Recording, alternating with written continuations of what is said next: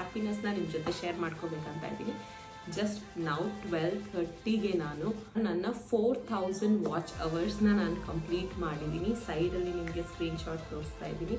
As per 3rd ಸೆಪ್ಟೆಂಬರ್ಗೆ ನಂದು 4000 hours complete ಆಗಿದೆ. But ಅದು ಇವತ್ತು ಅಪ್ಡೇಟ್ ಆಯಿತು.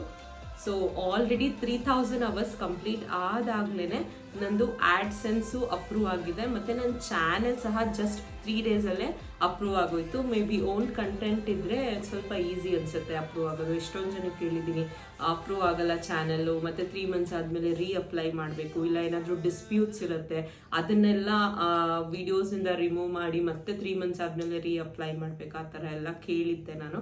ಬಟ್ ನನಗೆ ಯಾವುದೇ ಇಶ್ಯೂಸ್ ಇಲ್ಲದೇ ತುಂಬಾ ಈಸಿಯಾಗಿ 1 ಮಂತ್ ಬೇಕು ಟೈಮ್ ಅಪ್ರೂವಲ್ಗೆ ಅಂತ ಅಲ್ಲಿ ತೋರಿಸ್ತಾ ಇತ್ತು. ಬಟ್ ಜಸ್ಟ್ 3 ಡೇಸಲ್ಲೇ ಅಪ್ರೂವ್ ಆಗಿದೆ ನನ್ನ ಚಾನಲ್.